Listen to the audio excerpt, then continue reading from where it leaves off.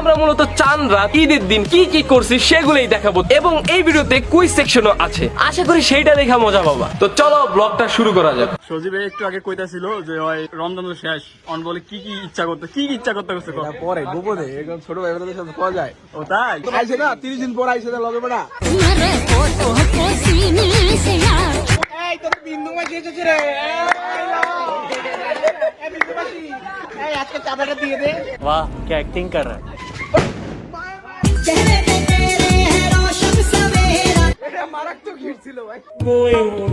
তো এখন হলো আমাদের কুইজের টাইম। মানুষের কাছে যে আমরা প্রশ্ন করব খুবই অদ্ভুত অদ্ভুত প্রশ্ন, যেমন আমরা শুনছি আপনি জোকারের মাস্ক পরে অটো একটার ভিতরে সাউন্ড বক্স লাগিয়ে সারা বাজার ঘুরবেন, এটা কি সত্য নাকি? তারপরে জিজ্ঞাসা করবো যে গার্লফ্রেন্ডকে কয় টাকা শপিং করে দিচ্ছেন, গার্লফ্রেন্ড আপনাকে কি দিল? এটা কিনে দেন। আমারে হ্যাঁ দেইছো ও সত্যি আমার দিবি, আমি আলে বত্তর ফুটতে থাকো তোর যদি কিনাই দেন আমি বত্তর হ্যাঁ তা দেখ এখনই কথা কও।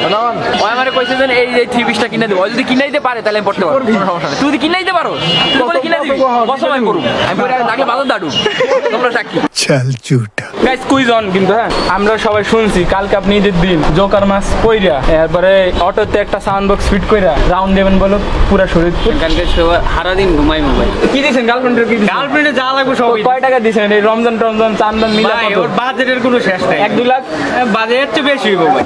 এটা পুরা জাহাজ আবার এর চেয়ে বেশি হইবো আপনি ভাই। দিয়েছেন। আমি নিজে কি করার কিছু নাই ভাই, দিতে হইবই ভাই। বাপ কি ভোগেননি গার্লফ্রেন্ডের?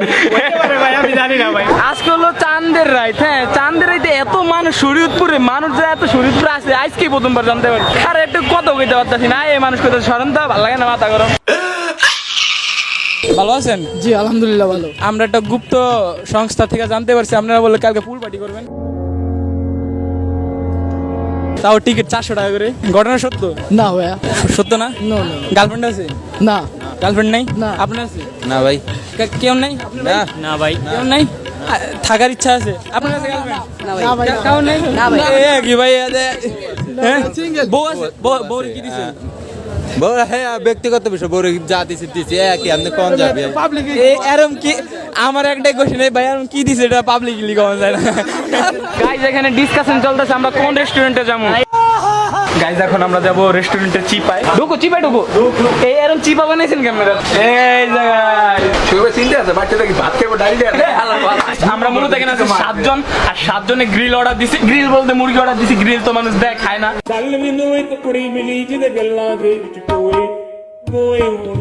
হ্যাঁ নরমাল পানি দাও। হ্যাঁ ভাই মাথা ব্যথা করে নরমাল পানি দাও।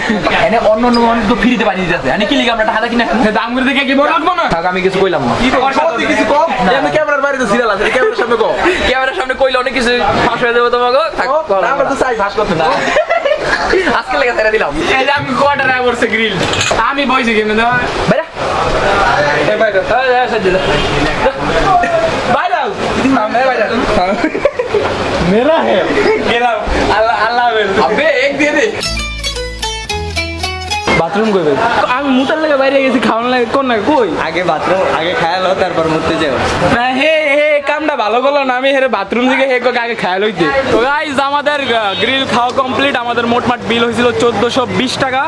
আমাদের বিল দেওয়া কমপ্লিট, এখন আমরা আছি মানে পেট এক একজনের পুরো ভর্তি। আমরা একটু ইয়া খুঁজতেছি, কি খুঁজতেছি জানি পান আর মিষ্টি পান আর প্লাস ঠান্ডা। তো চলো এবার মিষ্টি পান আর ঠান্ডা খাওয়া যাক, পেটের অবস্থা খুবই কাহিল। চলো এখানে দেখতে পাচ্ছেন এই যে ডিম দিয়েছে। কি বইটা খেলে কোনো সমস্যা নাই খালি একটু সমস্যা হবে মরে যাবে খাইলাম গাইস, দেখি কেমন লাগে। খাইলাম গাইস কি অমাইক টেস্ট, পানের টেস্ট না আসলে গাইস বলার মতো না, কেমন জানি অদ্ভুত। তো এ হলো আমাদের স্পাইডার বম। যারা বম টম ফুটাবার তো জানো এটা কি। আর আমাদের কাছে আছে 1 প্যাকেট নাফতা। আরে ভালো করে ধরা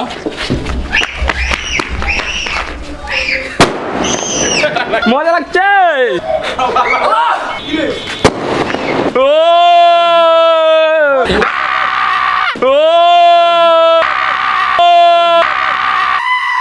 আমি বুঝতে পারি এই বিষয়টা, ক্যামেরা আসলে গাইস এটা আমি বুঝতে পারি না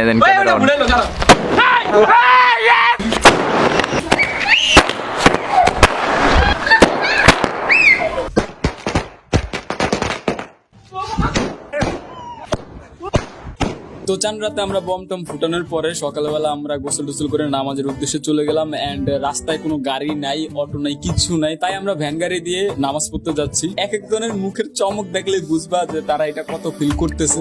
এমন তারা উড়ে করে আমরা যাইতেছিলাম একটা কারণে, সেটা হচ্ছে প্রথম জামাতের জন্য। কিন্তু যাই আমরা প্রথম জামাত পাই নাই, তারপরের জামাত আমাদের পড়া লাগছে। নামাজ পড়ে আমরা ঘুমাইছি, ঘুমানোর পরে দাদু বাসায় গেলাম। দাদু বাসা যাওয়ার পর আমাদের শরীয়তপুর পৌরসভার ওইদিকে একটু গেলাম। এন্ড আরো টুকটাক কিছু কাজ করছি যেটা আমরা শুট করি নাই। তো গাইজ আজকে হলো ঈদের সেকেন্ড ডে।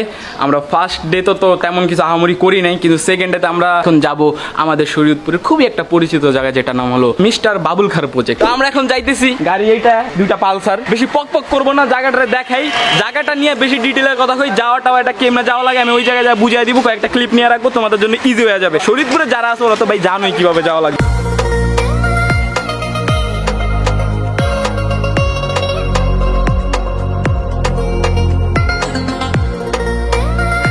তো গাইস এই জায়গাটা কোথায় সেটা এখন তোমাদের সাথে শেয়ার করি। এটা হচ্ছে শরীয়তপুর ভেদরগঞ্জের কাছাকাছি, বুড়িরহাটের পরে শরীয়তপুর টেকনিক্যাল কলেজের পাশে। আর এই জায়গাটার নাম সঠিক আমরা জানি না, বাট বাবুলকার প্রজেক্ট নামে অনেকে চেনে। সো তোমরা যদি কখনো যেতে চাও বুড়িরহাটের পরে বা ওইদিকে কাউকে জিজ্ঞাসা করলে লোকেশনটা দেখাই দিবে। তো গাইজ এই হলো সেই ভাসমান রেস্টুরেন্ট, যেটার নাম হলো ভাসমান খান রেস্তোরাঁ। ইয়ো লিসন, সদরের বাইরে এমন একটা পরিবেশ কেমন লাগে? উদ্যোগটা কেমন? খুবই সুন্দর, জিনিসটা খুব সুন্দর। এইদিকে আবার ছাওয়া আছে, এক জায়গায় বসার মতো জায়গা আছে, খুব ভালো লাগে জায়গাটা।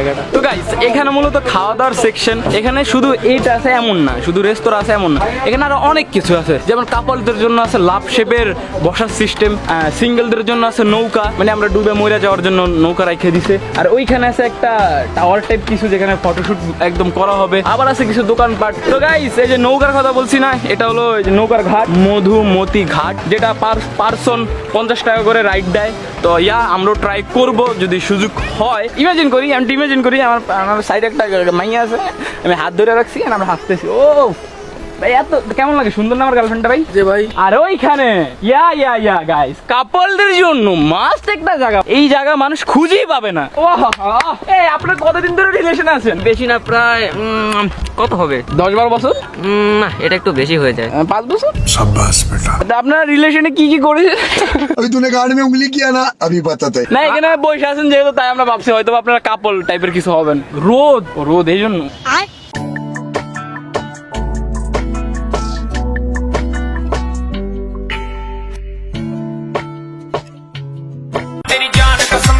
কথা হবে তো, কথাটা হবে কার সাথে? সব ভান্ডামি করতে আছে।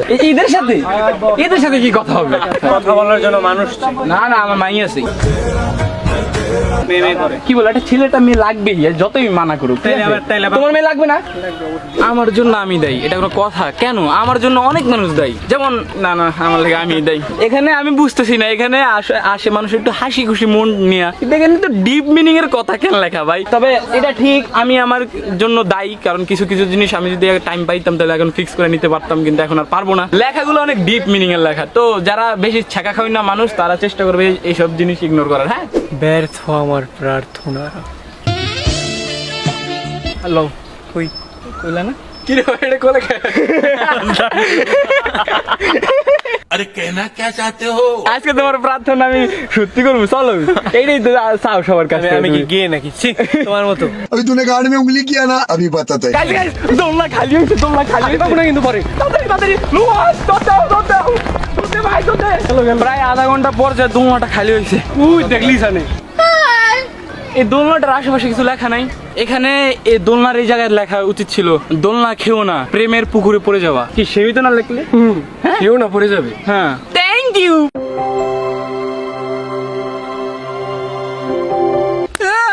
এটা স্ক্রিপ্ট আসিল না ভাই।